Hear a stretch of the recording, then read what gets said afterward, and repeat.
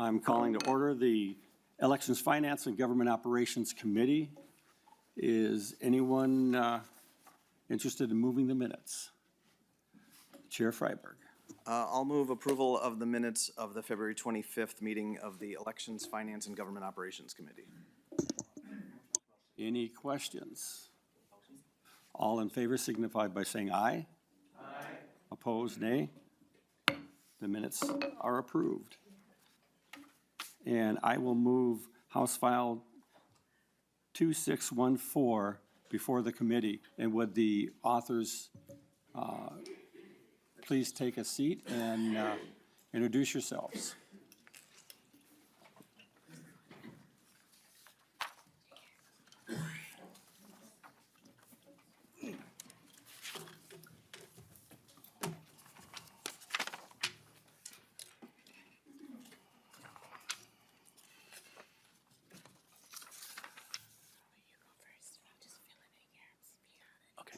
Thank you, Mr. Chair.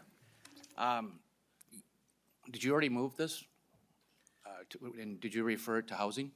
I moved it before the committee. Okay, there you go. Then you'll present it. I understand there's a desire to do an amendment.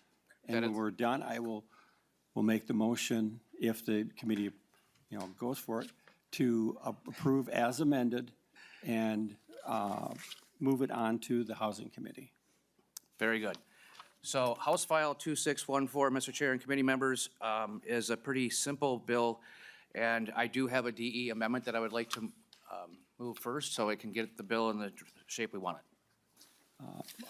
Anyone have any objection to? Okay. I would move that we amend House File 2614 with the DE1 amendment. All in favor, and put it in the form at which the author prefers. All in favor signify by saying aye. Aye. Opposed, nay. It is so amended. Proceed. Thank you, Mr. Chair. As you can see, I have my colleague, Representative Bonner, sitting with me because this is a bipartisan bill.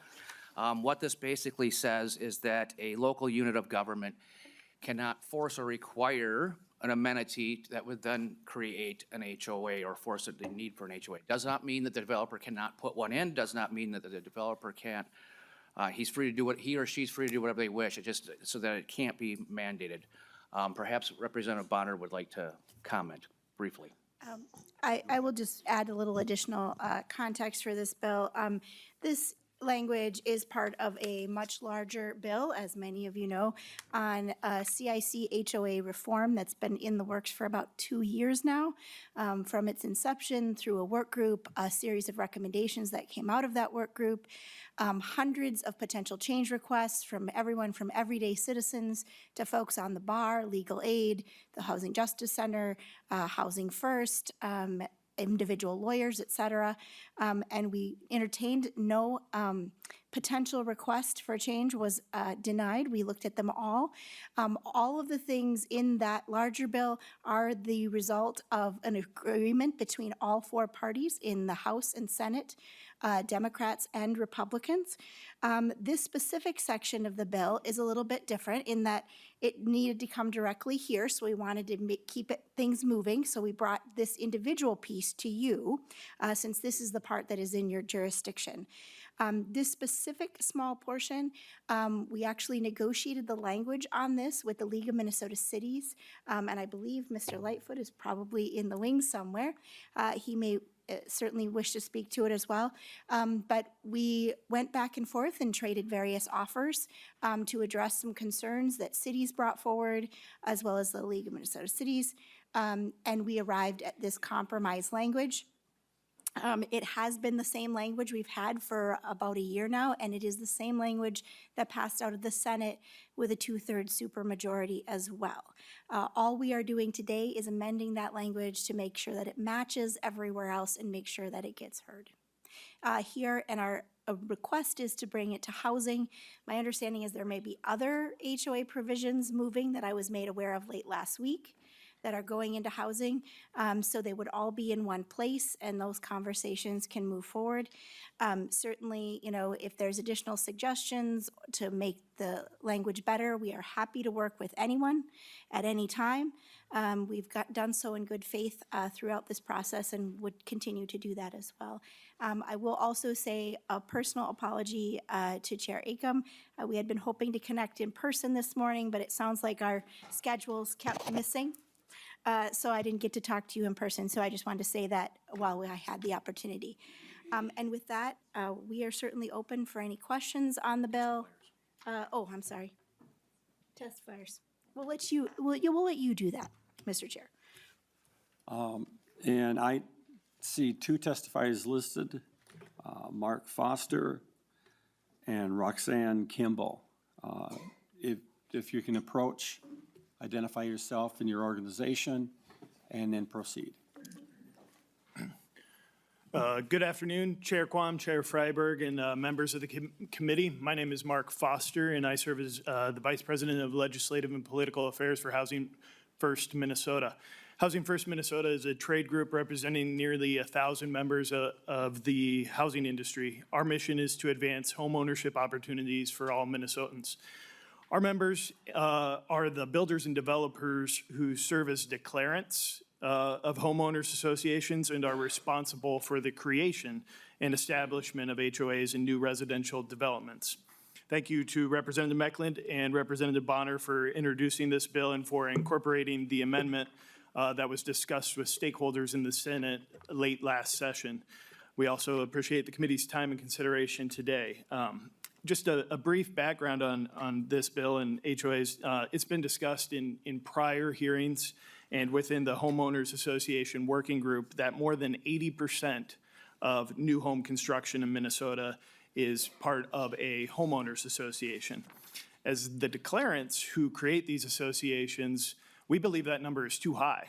We must right-size the use of HOAs moving forward. So not to beat on HOAs completely, though, they serve an important and appropriate role in certain types of housing. Villa products designed for low-maintenance living, communities with shared amenities such as clubhouses and pools, and townhomes with shared walls and roofs all require an HOA structure. That should and will continue under this language.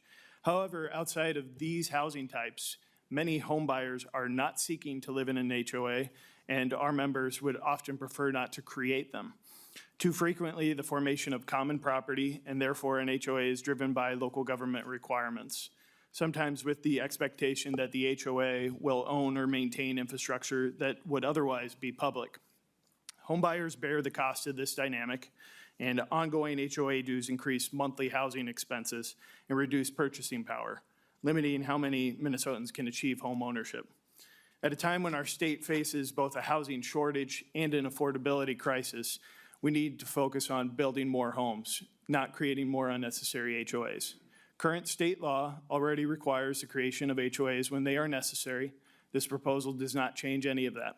HOAs will continue to be formed when they are appropriate and essential. What this legislation addresses are the loopholes that allow local governments to effectively mandate HOAs by requiring unnecessary common property. By closing these loopholes, this bill will help reduce the number of HOAs created in new construction and support housing affordability across Minnesota. This legislation is one of a number of meaningful practical proposals we are asking the committee to support this session to address housing supply and affordability.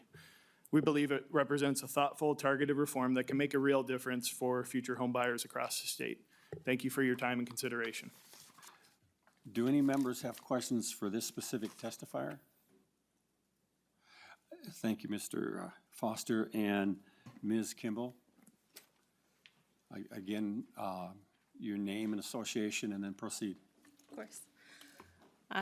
Hello, Chair Quam, Chair Freiberg, and members of the committee. My name is Roxanne Young-Kimball.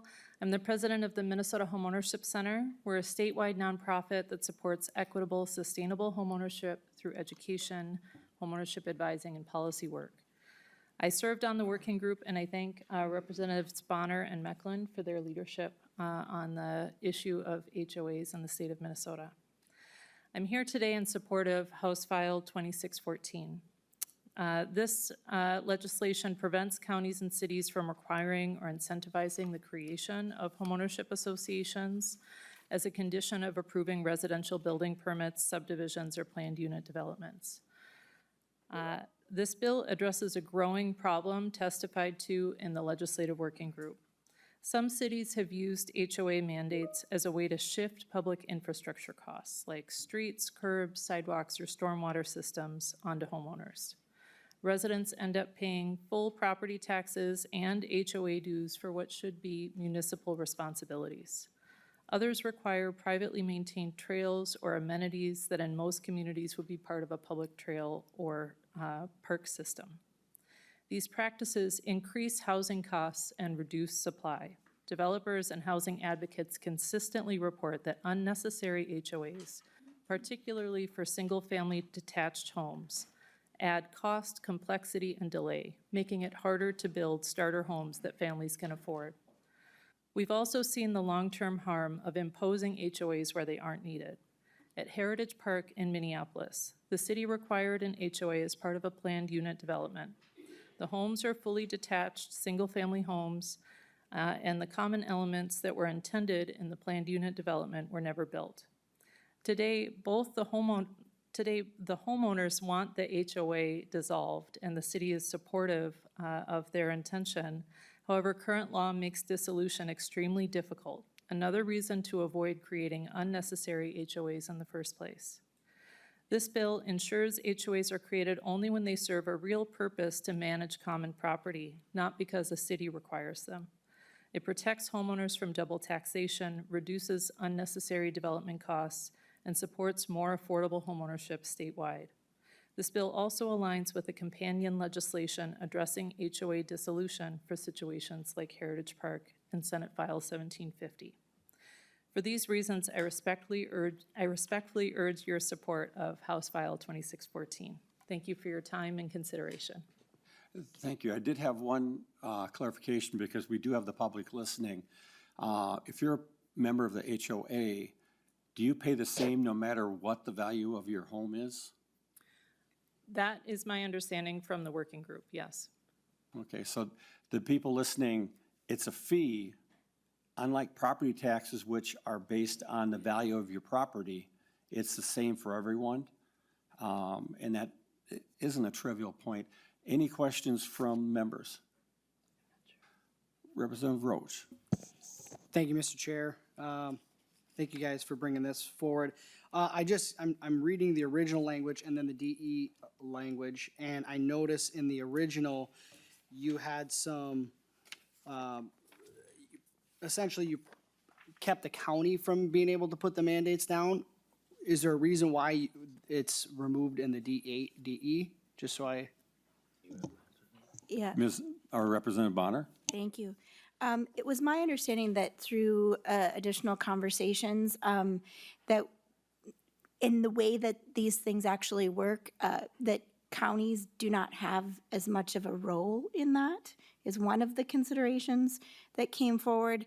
And we kind of walked through this with the League of Minnesota Cities and other groups and so forth, as well as the counties, and this is kind of where we landed on that issue. I don't know if Ms. Kimball might have additional light to shed on that. Ms. Kimball, did you have a comment? No, I don't. Okay. A follow-up? Yeah, I don't have a whole lot of insight into it, was just curious. I mean, if they don't have a whole lot of say over it, I guess, I really like the language from the get-go, and I think we need to, solve it regardless. Obviously, we've got a lot of, increased costs of housing, so I was just curious where the counties were on that, why they would push back on that so much, if they don't really have much say in it anyways. Yeah. Representative Bonner? Or Representative Mekeland? Thank you, Mr. Chair. If you look at, where is it here? Lines 1.4 through 1.6, county is listed in there as well. And to Representative Bonner's point, when you have this many different entities that all have different pieces of heartburn somewhere, this was the best we could come up with. I believe Mr. Lightfoot is in here somewhere.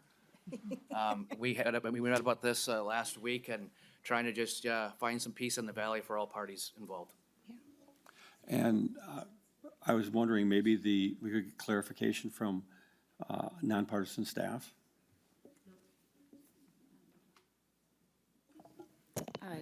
Chair Quam and members, as Representative Mekeland stated, county is included in the definition of local government. You can see it on line 1.5 of the delete everything amendment.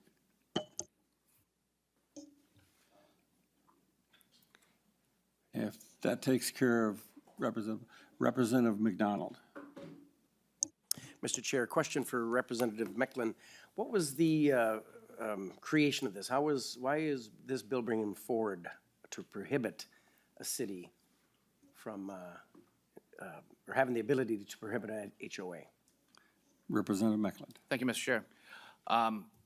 As Mr. Foster stated, plus 80% of all new developments have an HOA assigned to them. This has become a growing problem. A lot of them then default to a property management company. We just had a case that one of our members in Burnsville had where the HOA on single-family homes decided that they all needed new roofs. They did not look at the roofs individually, one at a time. They just took it, once they found a couple bad ones, they were all bad. Now, where this particular case became more egregious, they were all assessed $17,000. I don't know how many homeowners out there that just have 17 grand laying around, because most people don't. But in this particular case, they did an ACH withdrawal out of one of those homeowners' bank account without the homeowner's knowledge or approval. And that leads to a whole new set of questions, which my understanding is the AG's office is very interested in this particular case. But these are the things that we are seeing repeatedly.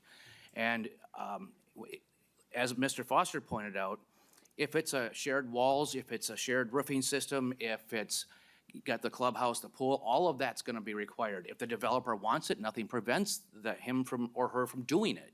It just simply states that a local unit of government cannot mandate a amenity, which could be nothing more than a stone that says, you know, River's Crest or something, which just something that simple that needs to be now mowed around. And nor would it, in some cases where a homeowner said, just put it in my yard and don't do the HOA in the planning side of it. Nope, they don't want that. They want it on a separate piece of land, so that it requires that piece of land to be mowed, and they don't want the responsibility. So that's where this comes from. Representative McDonald. Follow up?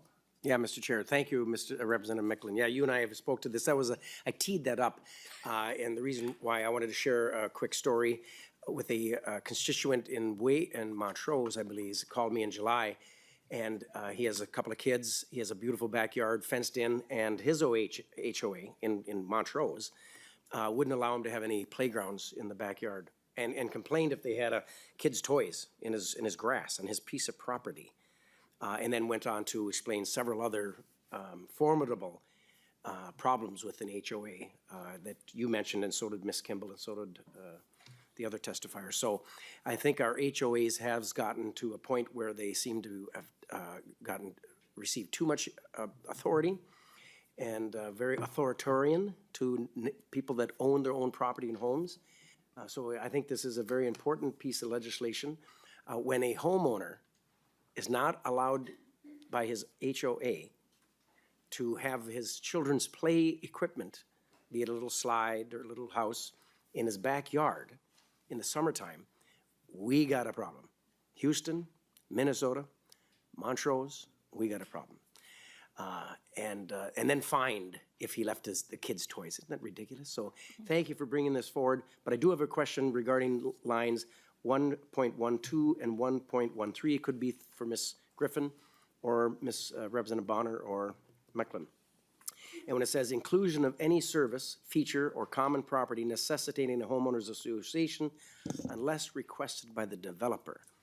Now, our developers are creating these beautiful homes and developments in our communities, and we want them to be beautiful developments. What exactly does that mean? And that goes to 1.12 and 1.13.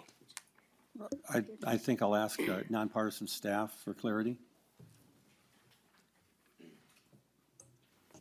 Chair Quam and members, as I read that clause, I think it's stating that as part of the application, the developer is requesting that this service or feature or common property be included, and perhaps a homeowners association would would be a part of this specific development. Thank you. Was that clarity Mr. enough? Chair. Yeah, thank you. So, Ms. Griffin, would that include, like I live in Westridge Hills, and it's good, you can say, well, just go up County Road 30 and take a left by the water tower, and we're in Westridge Hills. So does that give the developer an opportunity to have a stone that has to be mowed around, a stone or a sign that states what neighborhood or development that they're in? Does that give the developer an opportunity to tell the city council, we want this approved? Ms. Griffin? Chair Quam and Representative McDonald, that, I think that would be a possibility under this language. It's not the local government that's requiring the feature, it would be the developer that's asking for it. To the author, a clarification of your understanding. Thank you, Mr. Chair. Representative McDonald, that is, what I said earlier, does not prohibit the developer from wanting it or requesting it, and that's what this line is pointing out, that they can still implement the HOA and if they want to. So that's the reason for it. Yes. Representative Acom. Thank you, Mr. Chair, and appreciate the opportunity to talk about this bill a little bit. First, I want to say I agree with Representative McDonald in terms of over-restrictive HOA regulations, in particular when they referred to solar panels. We got that changed so that they cannot prevent them from being put on within HOAs. So I do think there are a lot of places where HOAs have overly tight restrictions. And I know this language to the authors reflects long conversations and some of the change. I appreciate some of the changes that you've made. I am aware that there was conversation about stormwater, and disappointed that that isn't included in this. And so as you continue to work on this bill, I hope that you'll consider that. And I say that because my city is fully developed, and within our city we have hundreds of stormwater ponds, that many of which are in HOAs. And so to take that cost of maintaining stormwater ponds, because they do need to be maintained, and socialize that cost on all taxpayers feels somewhat unfair, since the stormwater pond comes from a subdivision development. And so there's one going on in my community now, and you can see where they're building the stormwater pond. And so that coming back and the rest of us having to pay for a cost that was caused by the development feels unfair. And in my community, as I talked about the hundreds of stormwater ponds that we have, I think they said it's about $100,000 a piece to maintain them. And so you can see that that cost, which would then end up on property taxes, and I know we're all feeling pretty vulnerable or impacted by increased property taxes. And so I have some heartburn with the way this particular provision or the prohibition around cities requiring a stormwater. And so I reached out to Nonpartisan over the weekend to ask if there are other alternatives, or what the alternatives or what mechanisms could be used in order to ensure that these stormwater ponds and infrastructure is maintained. And so they shared that either it can be through a contract with the developer, who will no longer be a part of this subdivision or the homes, or it can be done by the cities. And I think that when we're putting all of that on city taxpayers for the benefit of a subdivision, especially at a time when we are looking to increase density in our state that is a water-rich state, stormwater ponds are going to be in a lot of places. And so we need to make sure they're maintained to protect our water quality. And it is my opinion, and certainly that of my cities, that that cost be borne by the group that caused it. And so, you know, maybe what I will say, as Representative Bonner indicated, that there's willingness to consider ideas. I know this was, has been talked about before and a part of the conversation. And so I hope that as you continue to work on this bill, that will be included. But because of the impacts that it will have in many of our communities on all of our taxpayers, I'm going to ask for a roll call, please. Roll call has been requested. Just for some clarification, when I was growing up and I was in high school, there was a major flood in Rochester. I lived out in the country, and I helped dig the, buckets of water and mud out of the basements, and there was an organized stormwater and drainage program for the entire county and city together. And there was actually, whenever there was development, people were required to have those retention ponds and et cetera in there. So it wasn't an option that an HOA type group said, oh, geez, this would be wonderful for our area. It was required. So I believe there's more complexity depending on what location you're in. If the county or the city is requiring these type of facilities, that might be treated a little bit differently than if it was just decided by the individuals. And I understand that the county and city pay for the maintaining of it, so they have control over the quality, and they have prevented many floods from happening because of that organized development. So there's a function for more than just that one entity for that. And I'll let the authors now address this question. Mr. Chair, thank you for that. I want to say just this one is a little bit tricky in that, when we were talking about this, we certainly don't want to stop, if you have a community of pickleball enthusiasts from wanting to build a development that includes a pickleball court, right? We certainly don't want to tell them they can't. We just don't want the city to have to require it. But that said, this is interesting in that we talk about the way, so I was doing a little digging and on my homework here, in the way that we handle infrastructure, right? So pickleball, I think we could argue, is a common element that is discretionary, right? Probably not necessary. But my understanding of how the building process works is that there's a couple levels at which we have to do things like checks, code reviews, what's called a grading review, where they actually do discuss sort of the placement of water, how runoff water would be treated, if they might need a retention pond or things like that. And it could vary depending on the geography, the city, different elements. I will tell you, we have quite a few structures similar to this in Maple Grove.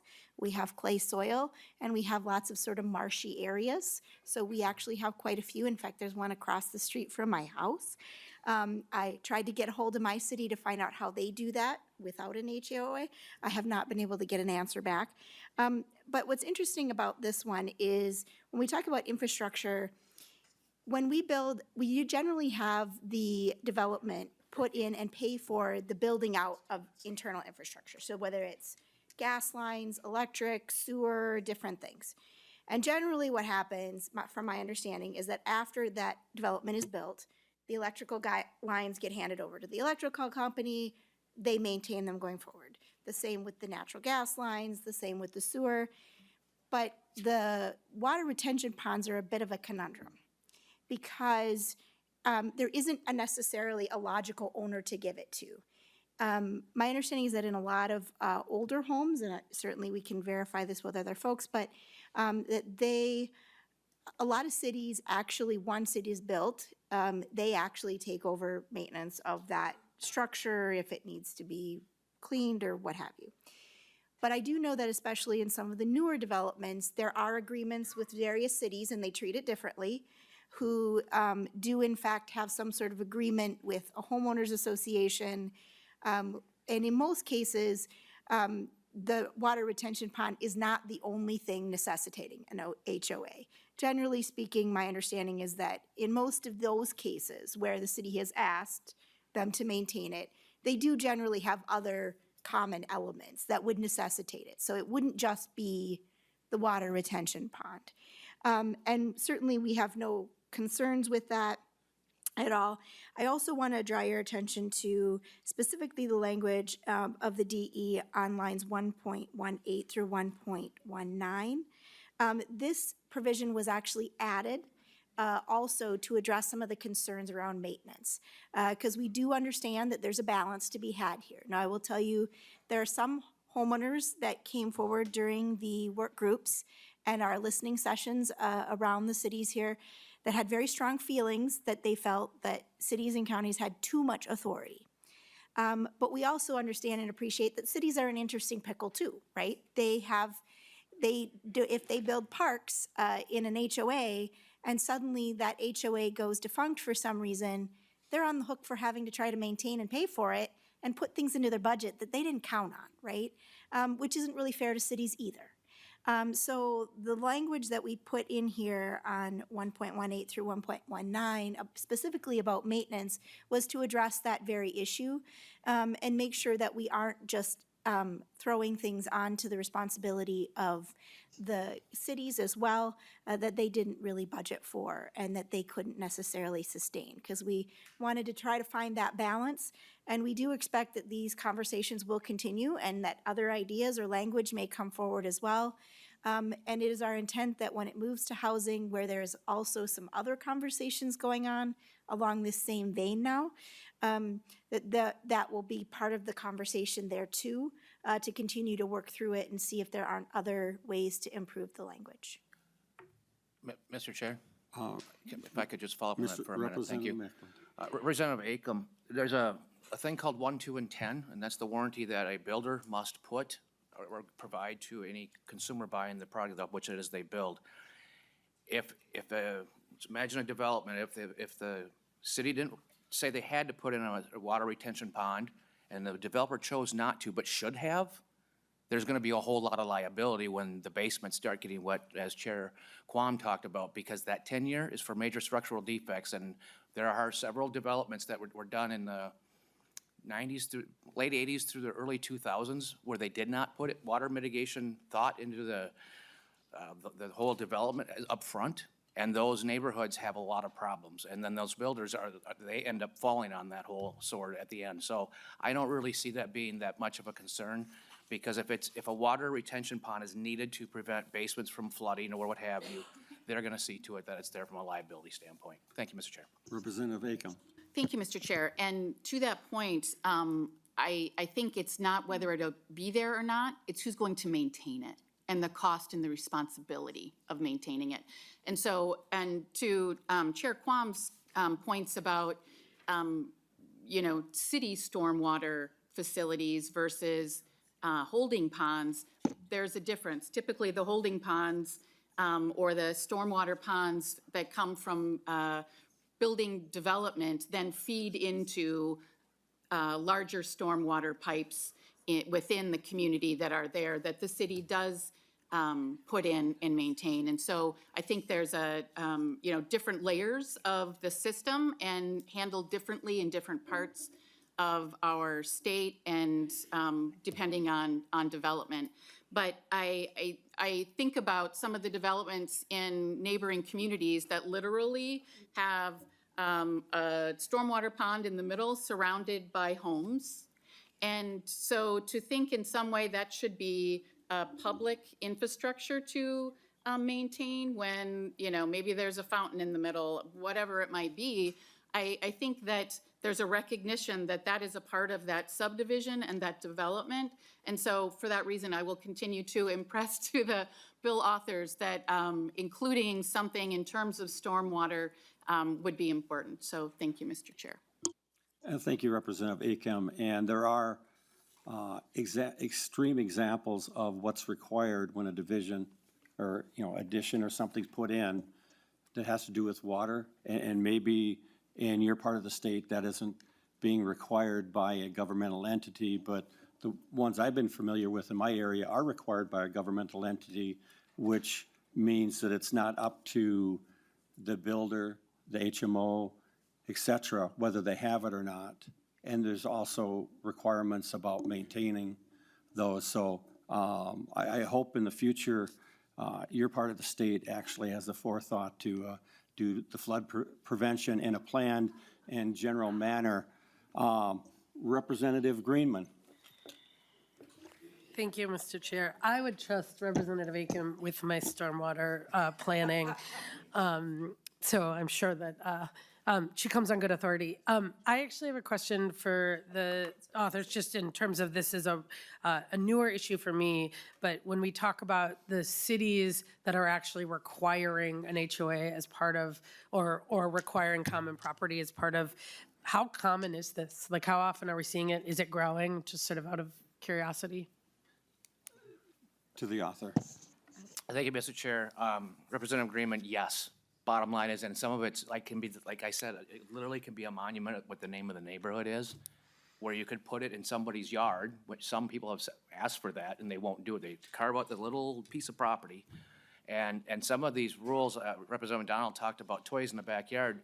There's one that we both talked to where she had a shed in the backyard behind the garage. Nobody can see this thing, and it's a very narrow shed that fits underneath the overhang. And they fined her for it, and then they assess penalties on top of the fine, and then they nailed her with attorney's fees, and now she's looking at foreclosure. Jesus. I mean, and okay, there's one down by the Albertville Outlet Mall. Little mulchy thing right outside the front door, right up front of the porch there area, and the lady planted the wrong type of flowers and got fined. Luckily, her husband is a real estate attorney, so that didn't make it very far. Yeah. But nevertheless, this is becoming a very, very huge problem.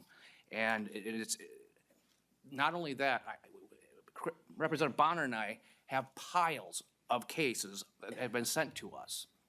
And it used to be $100 a month or $140, now it's $550 a month with no explanation of I mean, I get it, there's some inflationary factors, but in 6 years, it doesn't make any sense. And as Mr. Foster testified to, it is over 80% of all new development now, and that seems to be a nationwide trend. I just learned that Arizona is getting on the same pathway and moving forward to nip this back a little bit. Representative Greenman. Thank you. And I really appreciate it. I really appreciate the work of the bill authors in both, like, as I think about this and just the examples you used, you know, this is an example of when we sort of privatize governance, like when we think about local government, right? And if you get an assessment and there's an appeals process and there's much of which we have put in statute or has been put in ordinance, because we think we want there to be fairness in how the decision-making goes, we want there to be transparency, we require open meeting laws. To me, none of that is present when we talk about HOAs and some of the examples you talk about, which is like escalating fines and how do you even manage or appeal it. I think that the idea that local governments would be incentivizing or requiring this private governance is a problem. I really appreciate the work of this because, again, it seems to me if we're talking about stormwater, local governments have assessments that they can assess on individual properties, and if there's not enough of that, we should talk about how local governments can make sure to do what I think we all care about, which is assume that we have good stormwater practices and make sure that it is the folks who are paying for it are the folks who are living in those homes. So just really appreciate the work. I'd love to learn more. I know that there's been a task force, and Representative Bonner, you've been doing a ton of work on this, but it seems to me for this bill seems very common sense about just making sure that we aren't letting cities forcing people into what is a non-transparent and pretty coercive infrastructure. So thank you. I will be voting yes on this roll call. Representative Lee. Well, thank you, Chair. I feel like Representative Greenman just articulated all the points I wanted to make about how we need to be cognizant of property taxes and the lack of transparency in HOAs, because they, you know, the nickname for that is like private government, right? And so really appreciate this work. I also do want to say I really agree with Chair Akam's points as well, though. And I understand her hesitation with this, but since this is, local gov, I hope that, these concerns will be addressed in the housing committee. Because the other thing is, right, like, if this was a municipal entity, like, there'd be no problem having everyone's property taxes paid to maintain, the stormwater pond or whatever. And I think this is again, like, a reason why we should not privatize government services. And so I'll be voting yes, but also do hope that the authors work to address this issue. Thanks. Representative McDonald. Mr. Chair, yeah, I think I'll support this as well, but I'm curious, while I respect and appreciated Representative Akam's stormwater discussions, being a former mayor and council member, I understand that fully, and having my house is surrounded by swamps, wetlands that were created to build my house and neighborhoods. Does this, what? Representative Bonner and Mekeland, stormwaters, does that have anything to do in the bill, or was it just some good topics? I don't see how this has anything to do with stormwater. Does this prohibit cities or HOAs or anyone from planning those stormwaters? Or am I just confused on that? I don't confuse often, but. To the authors. Well, Yeah. No, it does not prevent them from building any kind of infrastructure that is necessary for the development. And to the point that I think Representative Mekeland made, in some cases, it is definitely in the builder's best interest to do the survey and do that as part of that review process. And if, of course, the terrain is such that it's very marshy or that there may be issues with a lot of hard surfaces, a lot of water runoff, it would behoove them to do that, because certainly they do not want to be on the hook for folks with flooded basements. And I don't think that anyone would enjoy that, quite frankly. I would say, some of the things we've kind of talked about here are part of the other 99% of this bill, which is, that sort of idea around transparency, best practice, and consumer protections, and how do we get some parity for HOA owners in the same way in which we would for single-family homes that don't fall under a CIC or an HOA. And certainly your example of the toys in the backyard. The other part of our bill would hopefully rein in some of that type of thing, because there are some crazy things that have happened. We've already done a few things around solar panels. We made it so that folks can have a home daycare business out of their home, which there were some HOAs that were forbidding the ability to care for children in a home. The new bill obviously will cover things like if you want to have a United States flag in your front yard, those kinds of issues too, or even just park your own vehicle in your driveway, which some HOAs do not allow for, particularly if it's a work truck. And we certainly don't want folks to not be able to put food on their table and a roof over their head. So, but this specific piece of the bill is really just about saying, we know that we sort of have an epidemic of HOAs, if you will. And there are certainly good reasons to have one. And we don't negate that. And that is fine. But what we're just saying here with this specific piece of legislation is, if it's not necessary, let's not create an additional pseudo form of government where there is maybe a lack of transparency and there isn't as much guardrails, or there's a larger ability for things to go awry. I am certain that folks in our cities do not want to have more complaints coming to them about HOAs. In fact, I hear that is one of their most dreaded complaints. And certainly every legislator in this room has no likely less than heard dozens of cases in the time they've been here of folks in their communities who are struggling with their HOA. And this is part of our first great effort to sort of put that transparency, best practice, and consumer protections in place. We have seen other states doing the same and trying to kind of rein it in a little bit and make sure consumers have those protections they need. Well, additional question, Rep?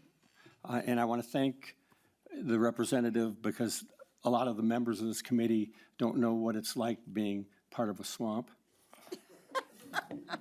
The one thing that when I think of water retention ponds, a lot of times that's to prevent flooding downstream. At least that's what was done in my areas. You had multiple retention ponds so that when it would catch and hold and prevent the rush of water down. Representative and Mr. Chair Freiberg. Thank you, Chair Quam.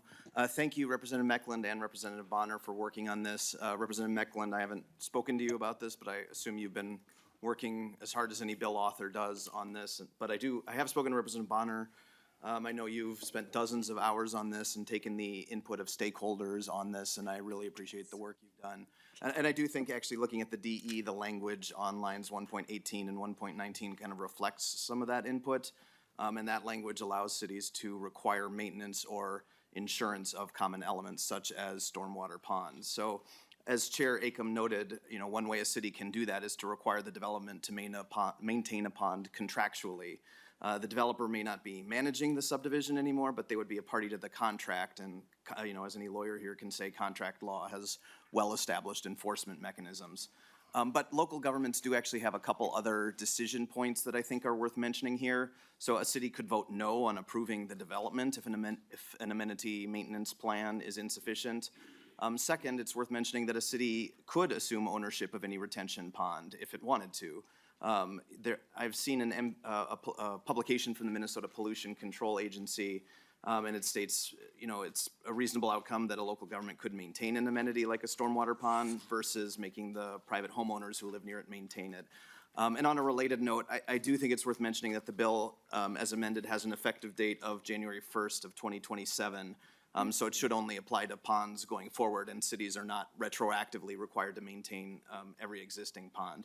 I have a huge amount of respect for Chair Acom's expertise in this area, and frankly, I get nervous when she raises questions like this, and I start second-guessing myself. But I do think with the language of the DE, the language is strong here, and it's also worth noting that if there are tweaks that need to happen to the language, it is going to another committee. It's not going to the general register, so there are still changes that can happen. I do think this issue of HOAs is one that needs to be addressed, and this is an important component of it, so I intend to vote yes on it. Any other questions? I think 2 or 3 people haven't had any. All right. I will make the motion that House File 2614 be approved as amended and moved on to the Housing Committee. And please take the roll. Chair Quam, Yes. Chair Freiberg. Yes. Vice Chair Altendorf, Yes. Vice Chair Lee, Yes. Representative Acom, No. Representative Coulter, Aye. Representative Davis, Aye.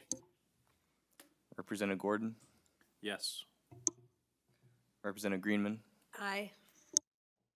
Representative McDonald, Aye. Representative Roach, Yes. Representative Vernig. Aye.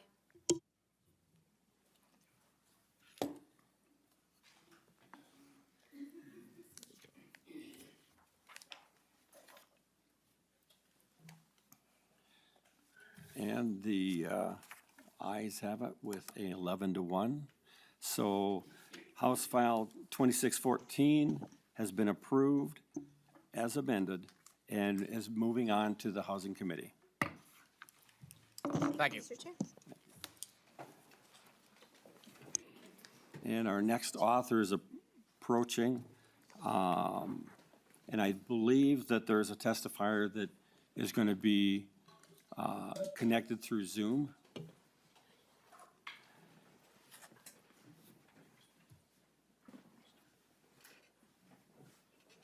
And the author, introduce yourself and make your motion. Thank you, Chair Quam. I'm Representative Jimmy Gordon, and I would like to move HF 3587 before the committee. Proceed. HF 3587 requires election judges assisting voters who can't enter the polling place to handle only one completed ballot at a time. Are there questions or clarifications needed by committee members? Representative Coulter. Thank you, Mr. Chair. Just to clarify, what is happening with this bill? Is it being laid over? Okay, thank you. Then the only comment I have, I appreciate your brevity. Thank you. Representative Lee. Mr. Chair, are we in the discussion portion of the bill? Okay. Yes. Okay, great. Just wanted to clarify. So, yeah, it was so brief. I wanted to just ask the author to maybe tell us a little bit more about the problem that the bill is solving for.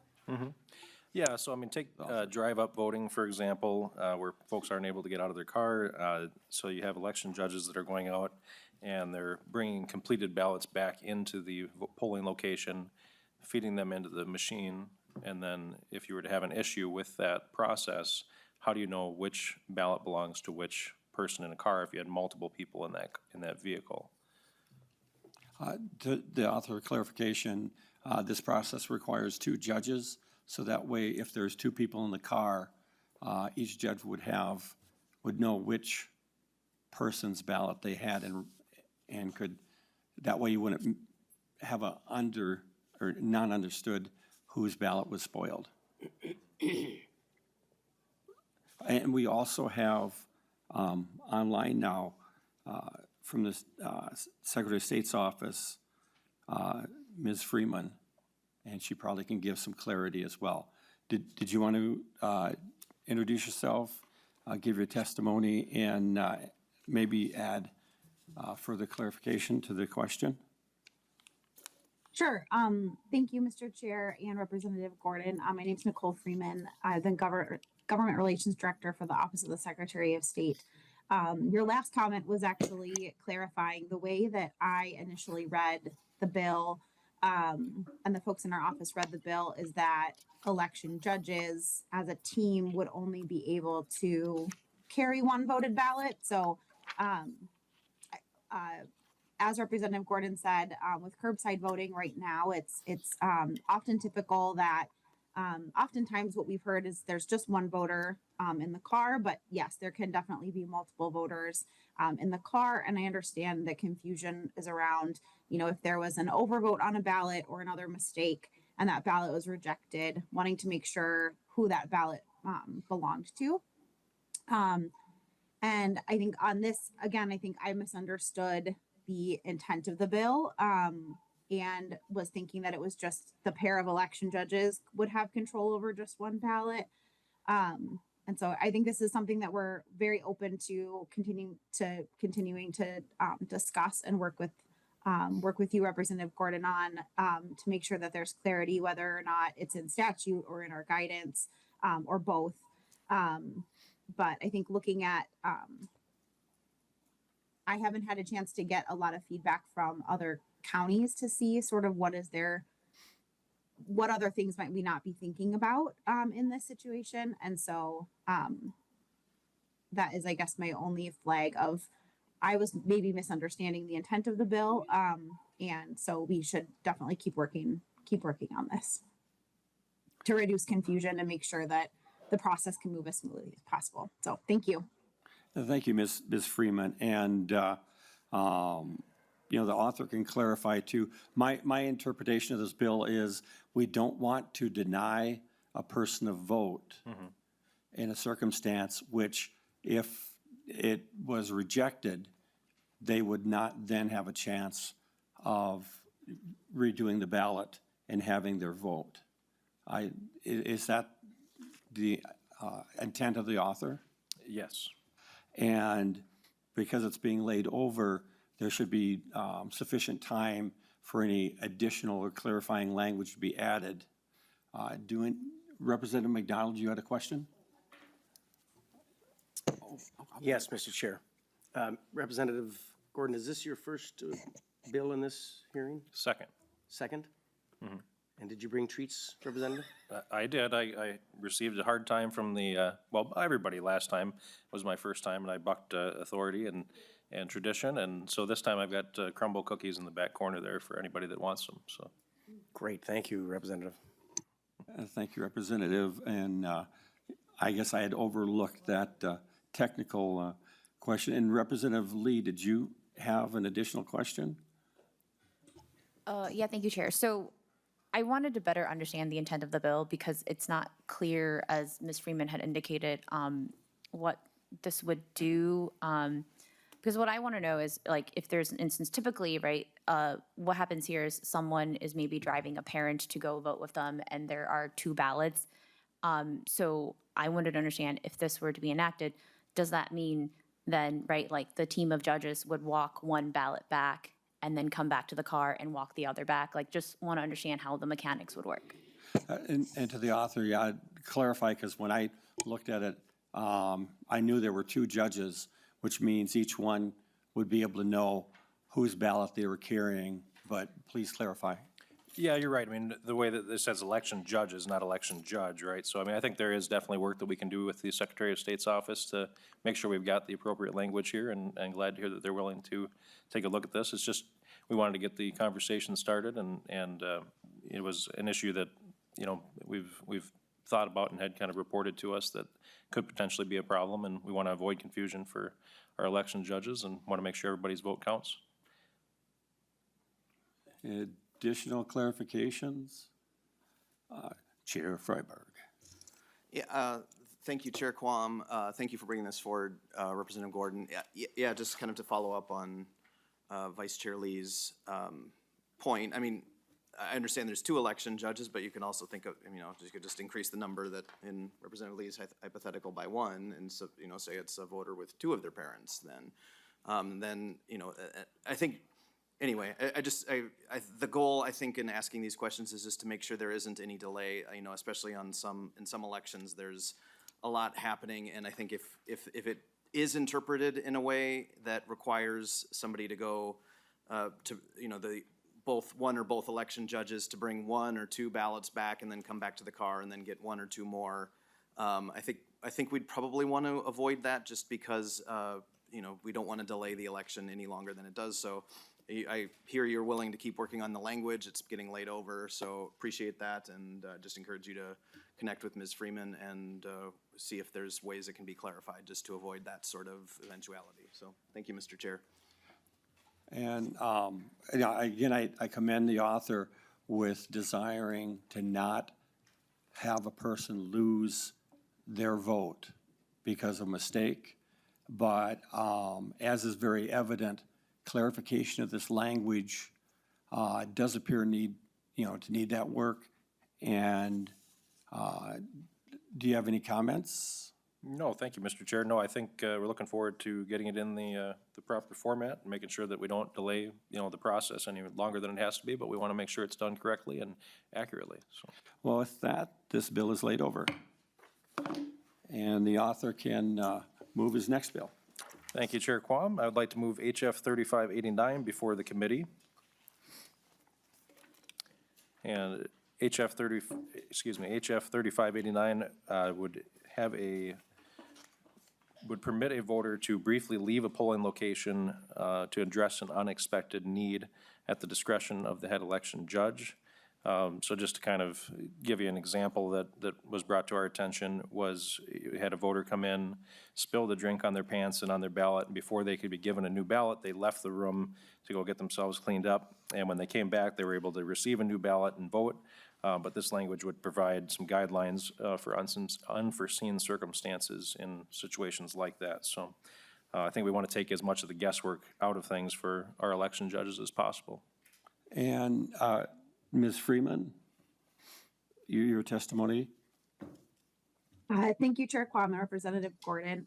On this one, I think that our office is interested in, currently, we feel like there is a bright line of when if you come into the polling location and you've checked in and you've received your ballot, you certainly can spoil your ballot and receive a new one, you know, if a mistake is made or, you know, in the situation if something is spilled on it. But I think we're concerned with the broad discretion that at the discretion of a head election judge and the variability that would create across the state in practices. And also I think we're concerned about potential errors or confusion that could come out of this, of, you know, how how would election judges track? Understanding in this situation, right, it's very likely that the voter would come back. It was probably just, you know, a very short time period. But, you know, if it did happen more often, say someone got an emergency phone call and felt like they needed to leave, I think we would worry about this sort of piling up. And as election judges change shifts, how is it communicated? And then at the end of the day, are there balancing issues then because of that? And so I think this situation definitely shows an area where, you know, we'd be very happy to work with Representative Gordon and others to explore how we might be able to clarify what the guidance would be from the office and based in statute and rule for election judges in our election judge guidebook that we put out and update regularly. And but I think right now with the bill language as it's written, we would have concern just about the variability across the state, and that it would, right now we feel like there's a bright line that you're considered to have voted once you've received your ballot. Thank you. But yes, happy to talk more. Thank you, Ms. Freeman. And in my grilling of the author before the bill was being presented here, I understand that this came from election judges who said, hey, you know, we have this odd thing and we didn't see rules about it. You know, did you want to confirm for the committee this came from an actual election judge who had a situation? Yeah, right. I mean, just thank you, well, thank you, Chair Quam, but yeah, this came from a witnessed example that happened last time that voting was taking place. So, yeah, and I welcome Secretary of State's, you know, addition to language. I mean, I would agree that it's probably not quite where it needs to be yet, but it's something that we wanted to get the conversation started on. Well, and this bill is going to be laid over, so there'll be discussions with this topic and others with the author, Representative Lee. Thank you, Chair. I'm wondering if Ms. Freeman can just tell us what is the guidance currently for when a situation like this might arise at a polling place, probably both in early voting and then on Election Day. Ms. Freeman. Sure. So on Election Day, like I said, I think the guidance is that once a voter has received their ballot, if they left the polling location, they would essentially be abandoning their ballot. They're already marked having voted.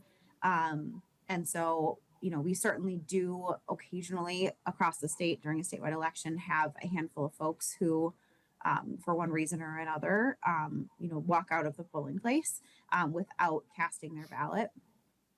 But right now the guidance would be that, you know, those folks have signed in.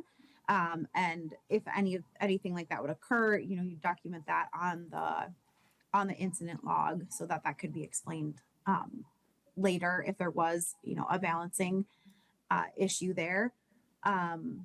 So I don't know that, as I was looking through things, I don't know that it is explicit to, you know, this type of situation where someone, you know, something happens more emergently.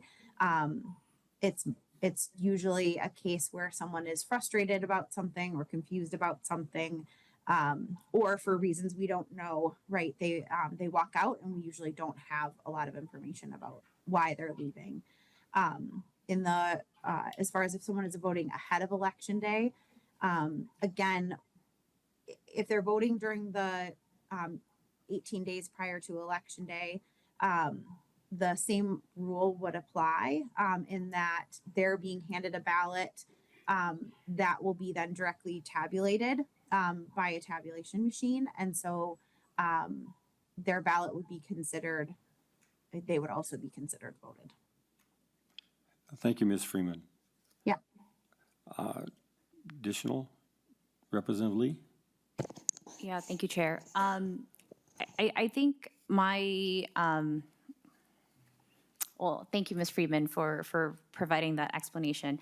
I think the concern here is just, I mean, when I think about this, I think about like taking a test, right? Like the SATs or the LSAT, right? Like you come in, you get your identity verified because they want to make sure you're the person taking the test. You want to make sure you're the person actually voting. those are like highly controlled environments. I'm concerned about the implementation of something like this in a busier polling place and how you make sure that your tabulation at the end makes sense and also that people are actually coming back to vote on their ballot, right? So I understand the bill is being laid over, but want to make sure that we're addressing kind of these vulnerabilities that I see in the voting system. So I guess my question is, I don't know, Rep. Gordon, like, do you see where this could open up the voting process to vulnerabilities? To the author. Not if we had voter ID, would be certainly helpful. But, no,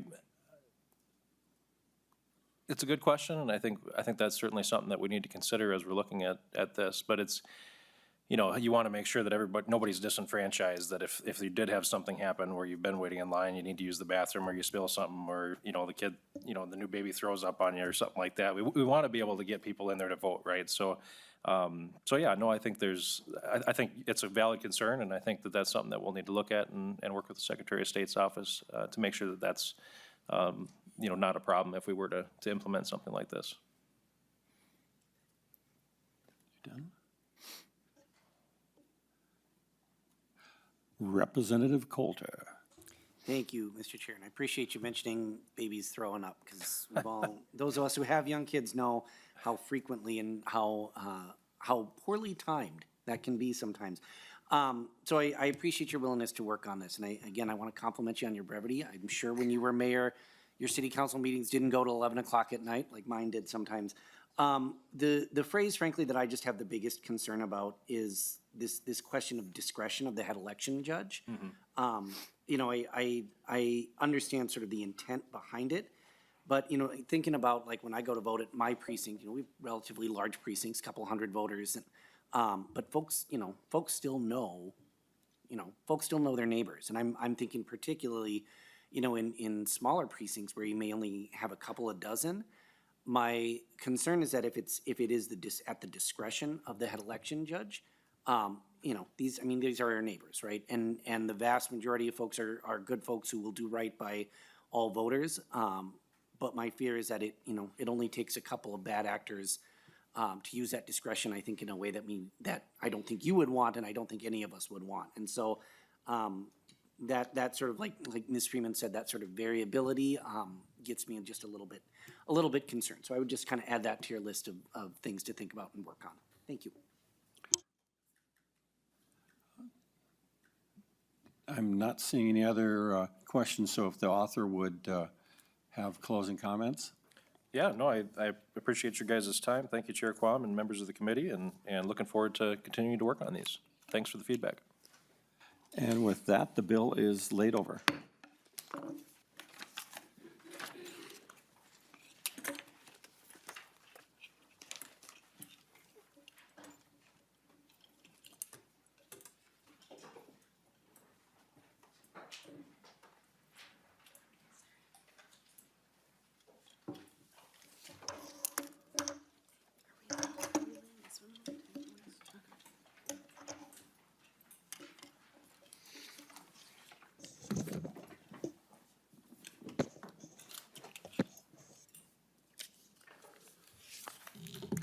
Chair Quam, if you'd like to move your bill and describe it to the committee. Thank you, Madam Chair. And I would move House File 3588 for possible inclusion. And basically,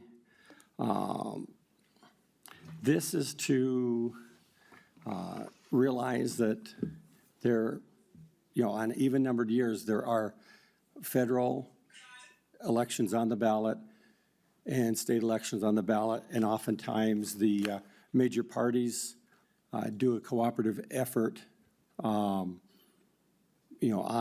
this federal, the congressional and other races, and that this would allow currently only Minnesota residents, so the state would have somebody request the list, and that would be shared into the database that's used, especially in these federal races. And this would allow for the head of the major party at the federal level to be able to get the update to the database so that all of the Minnesota CDs and the state party would have a up-to-date and active database. And that would work for any of the major parties. Currently, I think we just have 2 in the state with national organizations. Thank you, Chair Quam. Members, do you have any questions on the bill? Representative Coulter? Thank you, Madam Chair. You know, as I was thinking about this, you mentioned our 2 major political parties, but actually one of our major parties is currently chaired by a registered voter in Minnesota, so it wouldn't actually make any difference at this point. But I'm just sort of curious couldn't the chair of a major political party just call someone who is a registered voter in the state and get the list that way? I don't necessarily have a problem with this. I'm just curious sort of what the need is that this bill addresses. Chair Quam? Thank you. And this would be, so the chair of the DNC or the RNC would be able to initiate these data requests. Currently, it is being done by having a resident of the state. And this would, basically, that's a additional step that's required. But when, there's special regulations about campaign funding and spending and activities that are in a federal race, where there's some slight differences from how the state's done. And so there's generally a cooperative effort to make sure that, maybe your CD is involved, the state party is involved, but the whole database is frequently hosted or coordinated by the DNC, RNC for the, on these federal races. And so this would just make it allowable for, for them to directly get these updates. And I think it would help and assist, both of the major parties, because it's meant to just make it, more straightforward for them. It's not going to, not passing this won't prevent things happen, but it just makes it a little more streamlined. At one time, I was a CD chair, and I became informed of the intricacies of the federal race versus, and you have to have things separate and organized. It's a complex system, both in our state and then on the federal level. And this is meant to make it a little bit more straightforward and easy. It's not adding any new data or anything like that. It's just realizing that this is going on and trying to facilitate that for the 2 major parties. No follow-up? Any other questions? No? Closing comments, Chair Quam? Thank you for your time. And with that, I lay the bill over for possible inclusion. Okay, thank you. And with that, HF 3588 will be laid over. And members, we are adjourned.